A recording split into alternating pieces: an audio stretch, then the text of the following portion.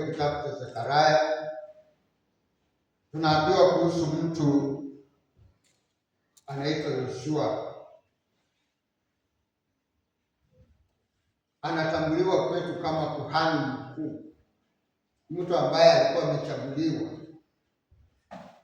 akahudumu kwa afisi ya kuhani mkuu.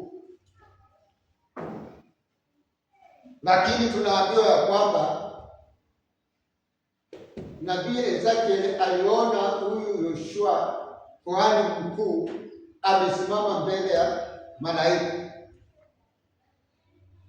na katika mkono wake wa kuume kulikuwa na shetani. Bwana asifiwe. Nataka tuone kitu fulani ama tuone jambo fulani. Kuna uwezekano ya kwamba unaweza kuwa wewe ni mtumishi wa Mungu, wewe ni mtu wa Mungu, na hata umepewa heshima ya kusimama mbele ya malaika ama kuwa katika kikao kilicho kitakatifu na kuwa katika kanisa katikati ya watu wa Mungu. Lakini tena shetani akawa ako katika mkono wako wa kuume, amesimama hapo. Bwana asifiwe.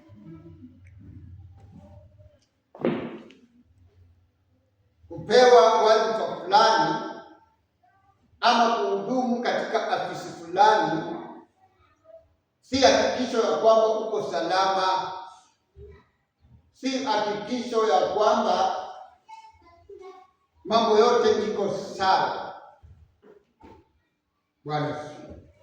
Na Biblia inatuambia kwamba kazi ya huyo shetani ilikuwa nini? Yeye kuwa katika mkono wa kuume wa Yoshua. He was resisting him. Alikuwa anampinga.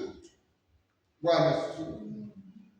Alikuwa anampinga Yoshua kwa kazi yake, kwa wito wake, kwa shughuli zake. Bwana asifiwe.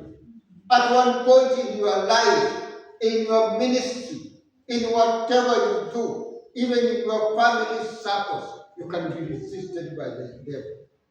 Unaweza ukapingwa. Bwana asifiwe.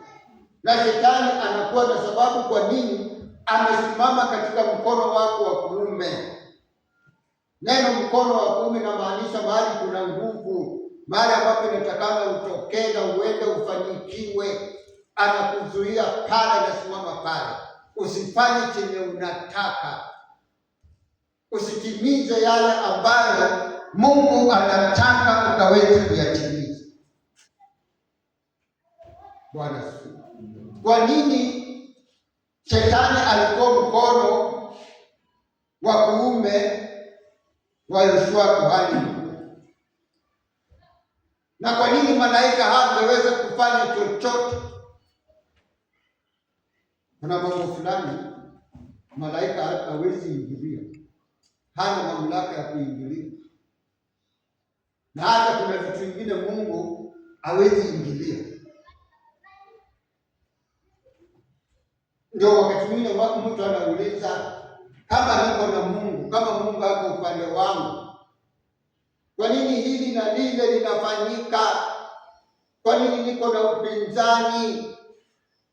Kwa nini sifanikiwi? Kwa nini vita kuanzia asubuhi mpaka jioni? Kwa nini maisha yangu iko hivi ilivyo? Bwana asifiwe. Jibu nataka nikwambie leo, shetani anakuwa amesimama katika mkono wako wa kuume. Hata kama malaika ako anasema wewe ni mteule, wewe umejulikana na Mungu, umepewa afisi hata kufanyia Mungu kazi, lakini shetani hapa. Sio kama Mungu amekusahau, sio kama Mungu hakujui, hata malaika lakini ujumbe ni kwamba malaika hawezi fanya chochote. mpaka jambo fulani lifanyike. Bwana, neno la Mungu limesema Ezekiel wakati alipomwangalia Yoshua kuhani, alimuona amevaa vazi chafu. Alikuwa amevaa vazi chafu. Hiyo ndio sababu shetani alikuwa mkono wa kuume akipingana na Yoshua. Anytime, wakati wowote umevaa vazi chafu, kuna uchafu katika maisha yako, I want to tell you, even an angel can do nothing about it. You will be resisted by the enemy, the devil. Unapinga.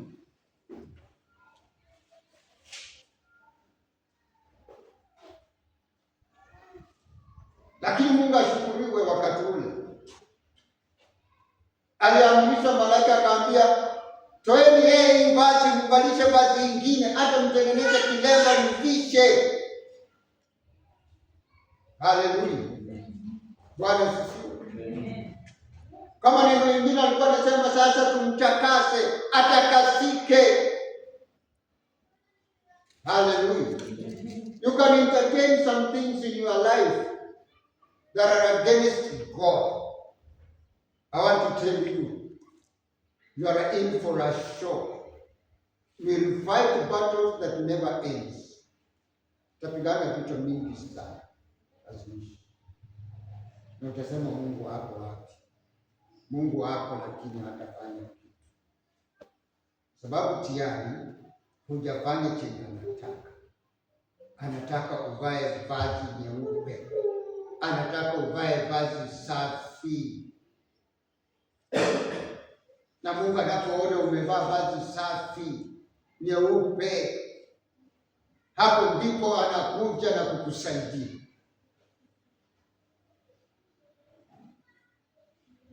Bwana asifiwe. Na shetani akijaribu, ndio neno tumesoma hapo, Mungu atamwambia Bwana akukemea shetani. Bwana asifiwe. Atakemewa, hata wewe kujaribu tena kurudi kwako. Bwana asifiwe. Sasa unajua hizi hassles and struggles we go through in this life, not because God does not love us, lakini kuna kitu kichafu, kuna uchafu fulani tumevaa. Mungu anapotuangalia anaona vazi safi. Katika kitabu cha Isaya chapter 6 kuanzia mstari wa kwanza, wakati nabii Isaya akiwa tu nabii alipomwona Mungu ameinuliwa kwa kiti chake cha enzi, nabii Isaya alishangaa akasema, mbona nimezungukwa na watu ambao midomo yao ni chafu? Isaya akagundua kwamba kwa sababu kukaa na watu wenye midomo chafu, hata yeye alichafuka. Alichafuka, midomo yake ilikuwa chafu. Maneno alikuwa anaongea, maneno ilikuwa inatoka ndani ya moyo wake, ilikuwa chafu, inamchafua. Anaonekana ako na vazi chafu. Je, hujui maneno ambayo inatoka katika vinywa vyetu inatutia unajisi? Yesu akasema tutahukumiwa kwa maneno ya midomo yetu. Tutahukumiwa kwa maneno ya midomo yetu. Bwana asifiwe.